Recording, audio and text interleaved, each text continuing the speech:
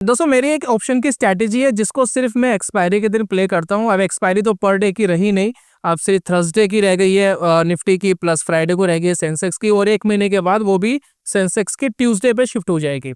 अब दोस्तों आज के ट्रेड के अंदर कुछ ऐसा हुआ जो नॉर्मली होता नहीं है, इसके ऊपर दोस्तों बात करेंगे। कई बार आपको ऐसे सिनेरियो मार्केट के अंदर मिलेंगे जिसको आपको हैंडल करना पड़ेगा।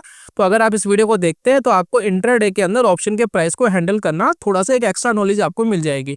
आज दोस्तों क्या हुआ कि 200-250 पॉइंट दूर का आउट ऑफ द मनी का कॉल का ऑप्शन गिरने को तैयार नहीं था, वो गिर ही नहीं रहा था नीचे, और उसकी जो चाल थी बड़ी अजीब सी चाल थी। तो कई बार आपको ऐसे सिनेरियो मार्केट के अंदर देखने को मिलते हैं। तो क्या ऐसा रीजन है जिस वजह से वो ऐसा रिएक्ट कर रहा था? मार्केट में ऑप्शन के जो प्राइस है दोस्तों वो काफी सारे फैक्टर पे डिपेंडेंट रहते हैं। तो एक फैक्टर आज की वीडियो के अंदर एक्सप्लेन कर रहा हूँ। पहले ट्रेड जानेंगे, देन उस टॉपिक को बात करेंगे कि क्या टॉपिक था। तो चलिए शुरू करते हैं और जानते हैं दोस्तों।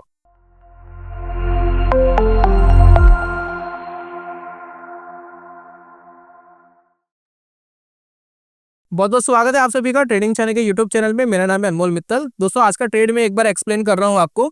तो यहाँ पर देखिए ऑर्डर्स आप देख सकते हैं। मैं पीएनएल आपके साथ शेयर नहीं करूंगा क्योंकि सेबी की रिस्ट्रिक्शंस है। तो मैं आपको ये नहीं दिखाना चाहता मार्केट के अंदर कितना पैसा बना है, कितना गवाया। सिर्फ एजुकेशन पर्पज के लिए इन चीज़ों को आपको लेना है और उसी लिए दोस्तों हम दिखाते हैं। देखिए पहला ट्रेड लिया था मैंने 946। पहली बात तो ट्रेड मिला आज थोड़ा लेट। अमूमन आपने देखा होगा जब मैं ट्रेड एनालिसिस करता हूँ तो 9:15, 9:16, 9:18 के आसपास ही ट्रेड ले लेते हैं। 9:15 कुछ सेकंड पे ट्रेड ले लेते हैं। अगर मेरी एनालिसिस में वो आ गया, ठीक है, तो इससे कोई फर्क नहीं पड़ता। काफी लोग कहते हैं ना शुरुआत के 5 मिनट ट्रेड नहीं लेना चाहिए, 15 मिनट ट्रेड लेना चाहिए। सब बेकार की बात है। आपकी स्ट्रैटेजी जिस चीज के ऊपर काम कर रही है वो अगर शुरुआत के 15 मिनट में मिलेगा तो करेंगे, है ना। तो सब बेकार की बात है। मैं तो ज्यादातर ट्रेड आप देखेंगे 9:15 से लेकर 9:30 के बीच में ही हो जाते हैं, कंप्लीट ही हो जाते हैं। तो यहाँ पर देखिए 946 के आसपास मैंने सेल करा। ये जो कॉन्ट्रैक्ट था ये आज ही की एक्सपायरी थी, ठीक है। 24,600 का कॉन्ट्रैक्ट मैंने शॉर्ट करा। प्राइस आप देख सकते हैं 68.98, लगभग 69 के आसपास दोस्तों मैंने ट्रेड लिया। और ये ट्रेड मेरे ख्याल से मेरी लाइफ के अंदर मुझे नहीं पता कि इतना लंबा कोई ट्रेड मेरा खिंचा होगा।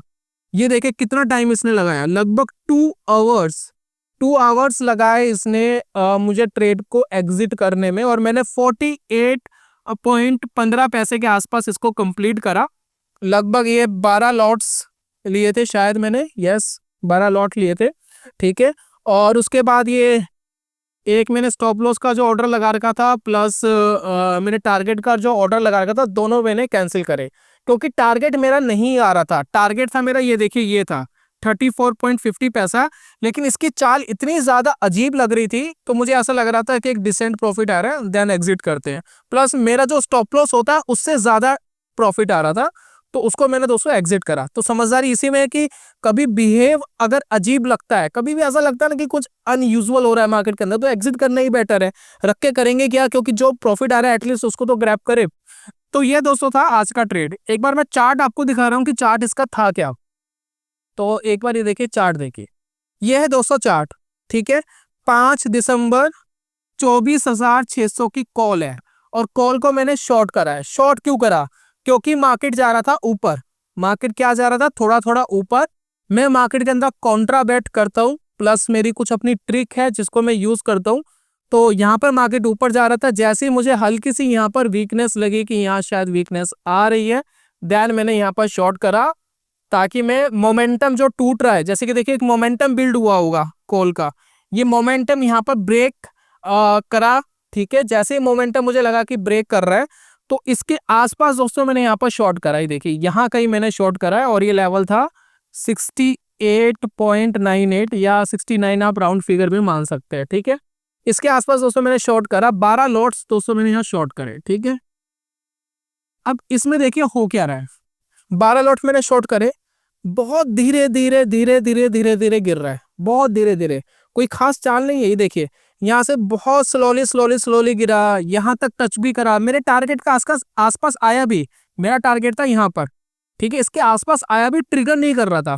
तो बहुत ही अटपटा सा ये बिहेव कर रहा था। अमूमन ऐसा होता नहीं है क्योंकि मोमेंटम लूज होता है, एकदम तड़ाक से नीचे आता है, खासकर एक्सपायरी वाले दिन। भाई जीरो ही होना है ना भाई। 24,600 की कॉल है, मार्केट बहुत नीचे आ गई है। अब मैं आपको मार्केट दिखाता हूँ कितना नीचे आ गई है। ऐसा नहीं कि मार्केट नीचे नहीं आ रही, आप कहेंगे जी मार्केट नीचे नहीं आ रही होगी, सर थीटा डीके मिल रहा है, एक्सपायरी वाला दिन है और मार्केट कितना नीचे आ गई जरा वो मैं आपको दिखाता हूँ। तो ये देखिए एक बार चार्ट खोलते हैं निफ्टी 50 का। तो ये दोस्तों देखिए ये निफ्टी 50 का चार्ट और मार्केट देखिए कहाँ से नीचे गिरना शुरू हुआ। देखिए सडनली देखिए लगातार कॉन्टिन्यूसली मार्केट नीचे गिरा है और मैंने लिया था 24,600 की कॉल को शॉर्ट करा है और यहाँ पर मार्केट आ गया था लगभग देखिए 24,300 तक मार्केट आ गया था, 24,300 के आसपास तक मार्केट आ गया था, यानी 300 पॉइंट निफ्टी गिर गया था। उसके बाद उस कॉन्ट्रैक्ट का हाल देखिए वो भी एक्सपायरी वाले दिन। तो जब भी मार्केट के अंदर इस तरीके की चाल आपको दिख रही है तो समझ जाइए कि पहली चीज तो कुछ गलत हो रहा है, ठीक है। दूसरा हो सकता है कि इसके अंदर बायर एक्टिव होने की कोशिश कर रहे हैं, हो सकता है। तो नॉर्मली क्या हुआ थोड़ी देर के बाद देखिए मैंने यहाँ कहीं मुझे लगा कि फ्लैट भी हो गया, अब यहाँ से नीचे गिर भी नहीं रहा है, मैंने काट दिया, मैंने कहा थोड़ा सा बेकार ट्रेड है। और उसके बाद देखिए कितनी तेज इसके अंदर रैली आई। तो अगर मैं थोड़ी देर और आधा घंटा 1 घंटा अगर मैं इसको एक्सटेंड करता ट्रेड को तो नॉर्मली होता क्या मेरा एसएल कट जाता, मुझे प्रॉफिट नहीं आता है ना, नॉर्मल सी बात है। अब सवाल ये उठता है कि ये काम हुआ क्यों, क्या रीजन था, क्या ऐसा रीजन था कि इस तरीके का बिहेवियर कर रहा था। साथ में इसका बिहेवियर अभी भी ऐसा नहीं है कि नॉर्मल था।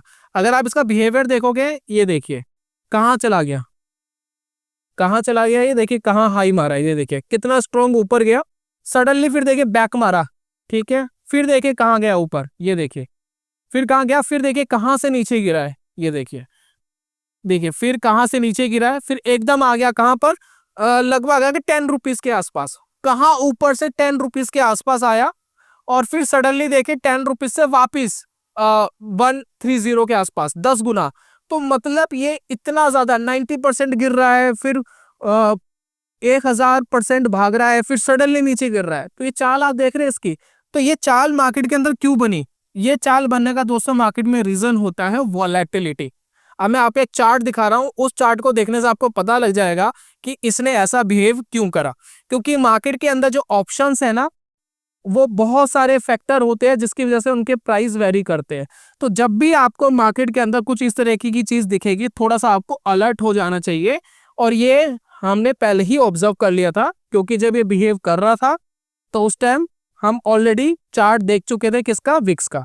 ये देखिए ये है दोस्तों विक्स का चार्ट। विक्स क्या है, विक्स क्या कोई इंडेक्स है, नहीं। विक्स क्या कोई स्टॉक है, नहीं। विक्स क्या कोई ऑप्शन है, नहीं। विक्स का दोस्तों सिंपली मतलब होता है वॉलेटिलिटी इंडेक्स। वॉलेटिलिटी इंडेक्स मतलब क्या, अगर विक्स बढ़ रहा है तो मार्केट के अंदर उठापटक बढ़ रही है और अगर विक्स कम हो रहा है तो मार्केट के अंदर उठापटक कम हो जाएगी। यानी वॉलेटिलिटी मेजरमेंट का एक इंडेक्स आप इसको बोल सकते हैं जो आपको बताता है कि मार्केट के अंदर वॉलेटिलिटी बढ़ रही है, कम हो रही है, स्टेबल है, क्या है। तो ये दोस्तों विक्स बताता है, ठीक है। तो ये कोई ट्रेड के लिए नहीं होता कि आप इसके ऊपर ट्रेड करोगे, ये सिंपली आपको वॉलेटिलिटी मेजरमेंट करने के लिए चीजें बताएगा। तो हुआ क्या था, तो आप देखिए सुबह मार्केट में देखिए 5 बजे मार्केट स्टार्ट हुई, एक स्ट्रॉन्ग कैंडल देखिए ये 14 के आसपास विक्स था और ये सडनली देखिए ऊपर गया और कॉन्टिन्यूसली देखिए ऊपर गया, कॉन्टिन्यूसली लगातार मार्केट के अंदर देखिए ऊपर जा रहा है। फिर उसके बाद थोड़ी रफ्तार कम हुई लेकिन फिर वापस ऊपर जा रहा है। तो ये जो चीज हो रही थी इसी वजह से जो मार्केट के अंदर आपका विक्स था वो जो बढ़ रहा था, कॉन्टिन्यूसली बढ़ रहा था, उसी वजह से जो ऑप्शन के प्राइजेस थे वो इस तरीके से रिएक्ट कर रहे थे। वॉलेटिलिटी बढ़ रही थी, कॉल के प्राइस सस्ते नहीं हो रहे थे क्योंकि ऑप्शंस के अंदर अगर वॉलेटिलिटी बढ़ जाती है तो ऑटोमेटिक जो प्राइजेस है वो इंक्रीज होना शुरू हो जाते हैं। ऑप्शन ग्रीक के बारे में भी काफी लोगों ने सुना होगा जिसको हम वीगा बोलते हैं। अगर वीगा बढ़ता है मतलब वीगा आपको यह बताता है कि कितना वॉलेटिलिटी बढ़ेगा तो उससे उसके प्राइस पे कितना इंपैक्ट पड़ेगा। हालांकि हम ट्रेड लेते हुए ना तो ग्रीक्स देखते हैं और विक्स भी नहीं देखते हैं। विक्स हम तब देख लेते हैं जब हमें लग रहा है कि कुछ गड़बड़ लग रही है मार्केट में। नॉर्मली वॉलेटिलिटी का वैसे ही पता लग जाता है कि वॉलेटिलिटी क्या है, प्राइसेस बढ़ेंगे, वो प्राइस एक्शन देख के पता लग जाता है। लेकिन मार्केट के अंदर इतनी ज्यादा वॉलेटिलिटी नहीं लग रही थी, बाद में वॉलेटिलिटी आई, देन उसके बाद आप देख सकते हैं। लेकिन विक्स आपको पहले इंडिकेट कर रहा था कि यहां से विक्स बहुत स्ट्रांगली ऊपर जा रहा है। तो जब भी मार्केट के अंदर विक्स इंक्रीज हो रहा है तो एज ए ऑप्शन सेलर आपको थोड़ा सा मार्केट में अलर्ट होना पड़ेगा क्योंकि जो प्राइसेस है वो अननेसेसरी मूव करते हैं। बायर्स को शायद खास फर्क नहीं पड़ता, बायर्स को इसलिए फर्क नहीं पड़ता क्योंकि क्या होता है कि बायर्स अगर आपने कॉल बाय करा हुआ था और वॉलेटिलिटी बढ़ गई है, पुट बाय करा था, वॉलेटिलिटी बढ़ गई है, तो वो उनको बेनिफिट मिलता है, ऑप्शन के प्राइसेस इंक्रीज हो जाते हैं। सिर्फ ऐसा ही नहीं है कि कॉल की साइड ऐसा था, अगर मैं पुट का साइड भी आपको दिखाऊं तो आपको पता लगेगा कि मार्केट बहुत ही खराब बिहेव कर रहा था। ये देखिए, एक बार लेते हैं हम निफ्टी 50 इंडेक्स लेते, ठीक है, देन ऑप्शन चेन ओपन करते और 24,600 का जो लिया था इसी की एक बार पुट देख लेते हैं। तो पुट का एक बार चार्ट लगाते हैं, देन उसके बाद चेकआउट करते हैं। ये देखिए इसका बिहेवियर भी देखिए, बहुत ही खराब बिहेवियर था इसका भी। देखिए यहाँ से ये शुरू हुआ है 225 से, एक मिनट, यहाँ से हुआ है, सॉरी 5 तारीख दोस्तों यहाँ पर है। तो ये देखिए यहाँ से देखिए इसकी ओपनिंग हुई, मार्केट गिरा था ना, एक बार तेजी से 200-300 पॉइंट नीचे गिरा था। तो ये भाई साहब देखिए कहाँ पर ट्रेड कर रहे थे, 180 रुपए के आसपास ट्रेड कर रहे थे। इन्होंने हाई मारा 360 का, डबल हो गए। डबल होने के बाद 360 से गिरना शुरू हुए और ये गिरते गिरते देखिए कहाँ तक गिर गए।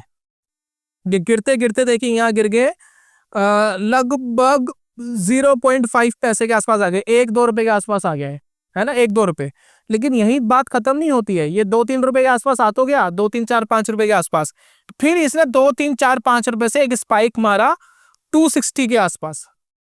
कहाँ 5 रुपए की चीज 260 रुपए हो गई। उसके बाद देखिए वहां से नीचे गिरा कि चलो जी हम नीचे गिरते हैं, 260 से वापस आके 0 हो गया। ये होता है दोस्तों ऑप्शंस के अंदर। तो ये चीज कैसे हैंडल होगी? शुरुआत में लोग आ जाते हैं ऑप्शंस के अंदर कि हम भी करेंगे, हमें भी अपना पैसा 2 गुना, 4 गुना, 5 गुना, 10 गुना करना है। इतना इजी नहीं है दोस्तों, है ना। ये किसको पता है कि इस तरीके का बिहेवियर होगा? नहीं पता ना। नोबडी नोस कि भाई 5 रुपए की चीज सीधा 200-250 रुपए में चली जाएगी। और ये रेयर इवेंट्स होते हैं। तो ये चीज देख करके बायर्स बड़े अट्रैक्ट होते हैं कि हम भी करेंगे, ऑप्शन ट्रेड करेंगे, हम भी पैसा लगाएंगे। अगर यही 1000 रुपये लगा लिया हो तो देखो कितने पैसे बन गए होते हैं ना। तो इस तरीके की मेंटलिटी आती है। तो हम हमेशा कहते हैं कि ये कब आपको मिलता है? बहुत रेयर मिलता है, बहुत रेयर है कि इस तरीके के रुझान मार्केट में मिलेंगे। अमूमन आपको इस तरह के रुझान को पूरी तरीके से इग्नोर मार्केट के अंदर करना चाहिए। चलिए एक चीज दोस्तों इंपॉर्टेंट है, वो मैं आपके साथ शेयर कर रहा हूँ कि अगर देखिए, अगर मार्केट के अंदर कभी भी आप ट्रेड ले रहे हैं, ठीक है, जैसे मैं अपना ऑर्डर्स आपको वापस दिखाता हूँ, मार्केट में अगर आप ट्रेड ले रहे हैं तो आपको पता होता है कि मेरा ट्रेड अमूमन इतने टाइम के अंदर खत्म हो जाता है ना। तो जैसे कि मुझे पता है कि मेरा ट्रेड 10 मिनट, 15 मिनट और बहुत ही रेयर होता है कि आधा घंटा 40 मिनट तक खिंचता है। तो मुझे एक टाइम लिमिटेशन है। तो कभी भी लाइफ के अंदर अगर आपकी एक हैबिट बनी हुई है ट्रेड लेने की और आपका ट्रेड ओवर रिएक्ट कर रहा है, यानी टाइम ज्यादा कंज्यूम कर रहा है, तो उसके फेल होने के चांसेस बन सकते हैं। तो यहाँ पर आप टाइम ड्यूरेशन से भी थोड़ा सा अंदाजा लगा सकते हैं कि मार्केट के अंदर कुछ खराब हो रहा है। हालांकि मैं बहुत ज्यादा डिसिप्लिन्ड ट्रेडर हूँ, मैं शायद इसको काटता भी नहीं अगर मेरा टारगेट नहीं आ रहा था। लेकिन वो टाइम लिमिट जो थी ना मेरी, वो टाइम लिमिट जो ज्यादा जा रही थी, वो मुझे थोड़ा सा लग रहा था कि ये ट्रेड खराब हो सकता है, इससे अच्छा प्रॉफिट ग्रैब कर ले।